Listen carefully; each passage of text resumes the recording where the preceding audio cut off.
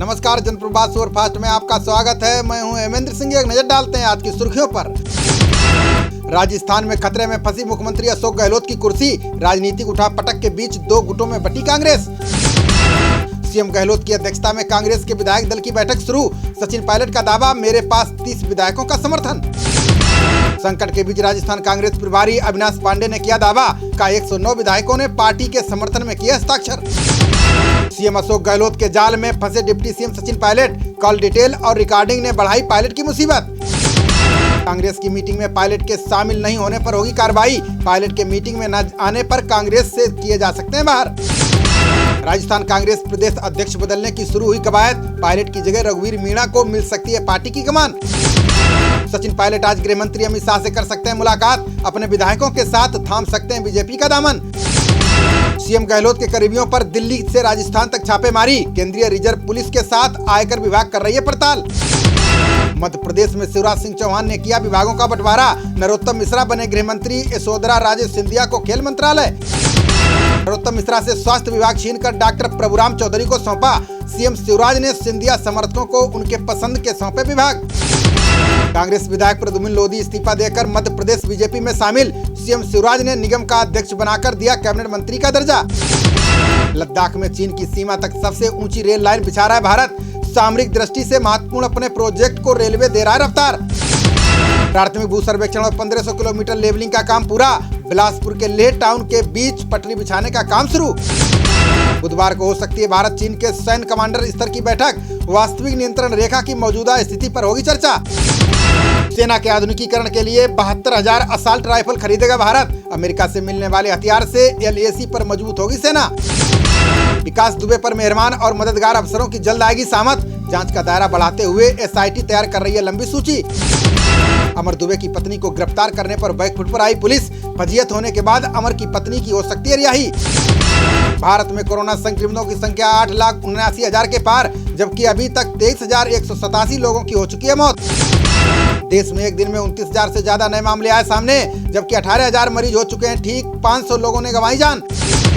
Corona virus से महाराष्ट्र में सबसे ज्यादा हुई 10,289 मौतें, जबकि गुजरात में 2,046 और दिल्ली में 3,371 लोगों ने गंवाई जान।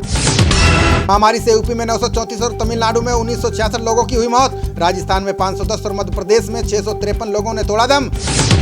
कोरोना महामारी से पश्चिम बंगाल में अभी तक 932 लोगों ने गंवाई जान। तेलंगाना में 356 और आंध्र प्रदेश में 328 लोगों की हुई मौत।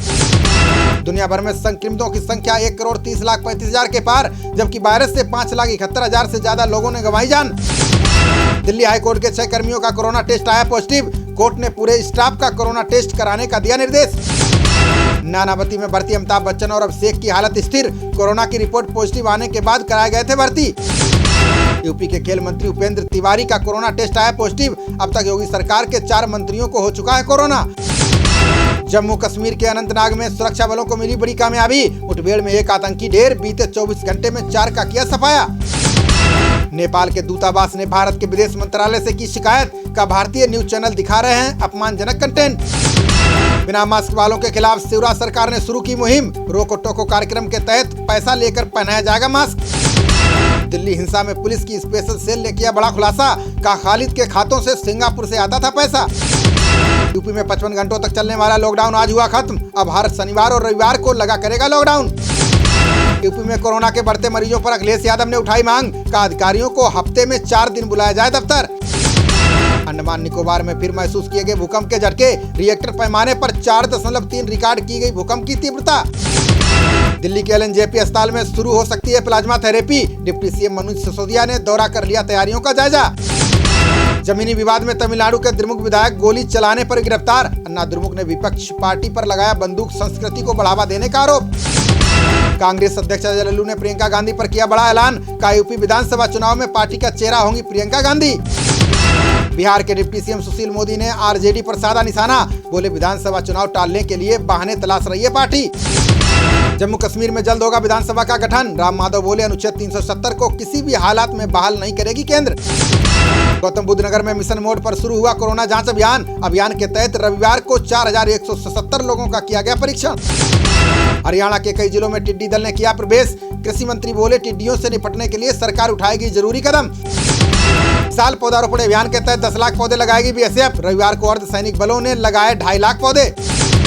सीएम योगी के निर्देश पर 112 सेवा को बनाया जाएगा और अधिक सशक्त। पुलिस विभाग की सेवाओं की त्वरित उपलब्धता के लिए बनाया गया प्लान। बिना गारंटी वाले कर्ज के लिए बड़ी संख्या में बैंकों के पास पहुंच रहे हैं एमएसएमई। बैंकों ने अब तक 1/3 आवेदकों को दी कर्ज की मंजूरी। सोना तस्करी मामले में नड्डा ने सीएम पिनराई विजयन पर साधा निशाना। बोले भ्रष्ट है केरल सरकार, एलडीएफ यूडीएफ एक ही सिक्के के पहलू। केजरीवाल ने पल्स ऑक्सीमीटर को बताया सुरक्षा कवच। बोले इस तकनीक से दिल्ली में जान गंवाने वालों की संख्या में आई कमी।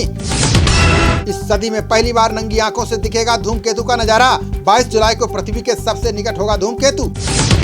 वेस्ट इंडीज ने इंग्लैंड को 4 विकेट से हराकर रचा इतिहास। कोरोना काल के पहले टेस्ट में दर्ज की पहली जीत। इंग्लैंड ने चौथी पारी में वेस्ट इंडीज को दिया 200 रनों का लक्ष्य। मेहमानों ने 6 विकेट खोकर हासिल की शानदार जीत। वेस्ट इंडीज के ब्लैकवुड ने सबसे ज्यादा 95 रन की खेली पारी, जबकि 88 गेंदों में 37 रन बनाकर नाबाद रहे रोस्टन चेज। मैच में 9 विकेट लेने वाले ग्रेवियल को चुना गया मैन ऑफ द मैच। 3 मैचों की सीरीज में वेस्ट इंडीज ने ली 1-0 की अहम बढ़त।